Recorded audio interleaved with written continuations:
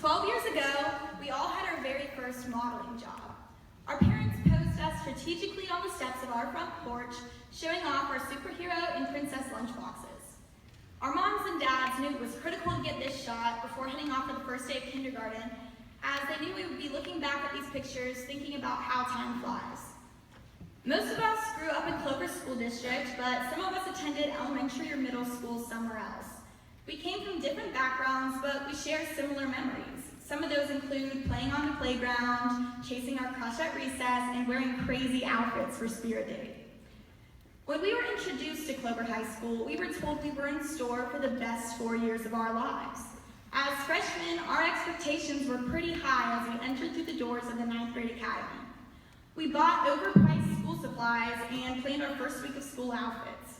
We were excited to sign up for every club and be involved as much as possible.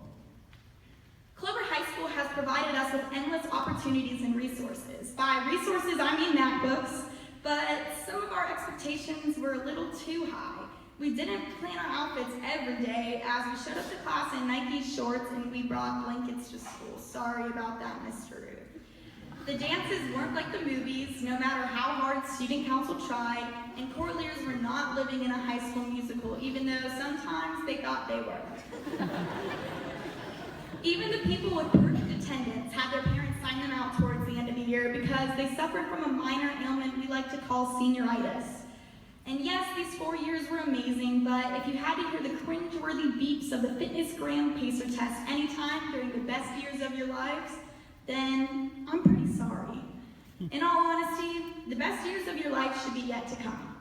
Each of us has designed a plan for next year, whether that be attending a college or university, going into the workforce, a technical school, or the military. We have taken the ACT, SAT, applied to college, gone through interviews, been accepted, struggled to find a roommate, and have been desperate for financial aid. Come on, FAFSA. We may be pretty unsure of what the future will be exactly like, but Proverbs 23:17-18 says, "Do not let your heart envy sinners, but always be zealous of the fear of the Lord. There is surely a future hope for you, and your hope will not be cut off." I think this verse is important for each of us to reference, especially for the next couple years of our lives. God has a plan for you, and God has hope for you. Most of us are going to be without our parents next year, and it is going to be even more crucial to make the right decisions. We need not to compare our lives to other people.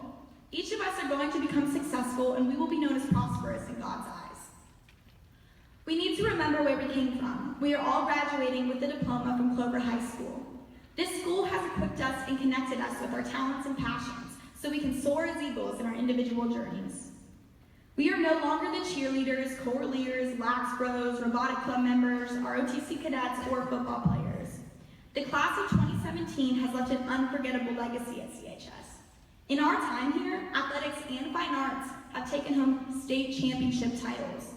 New elementary and middle schools have been built, and monetary goals have been exceeded for St. Jude and the Make-A-Wish Foundation. We have left a positive mark, but now it is time to move on. The great Dr. Seuss once said, "Don't cry because it's over, smile because it happened." Yes, this quote is cliche, but my man Dr. Seuss was right. We can be emotional and express how we feel in this transitional period, but we need to allow ourselves to celebrate this moment. In 4 days, we will be receiving the diploma we have worked so hard for and be recognized at the graduation ceremony.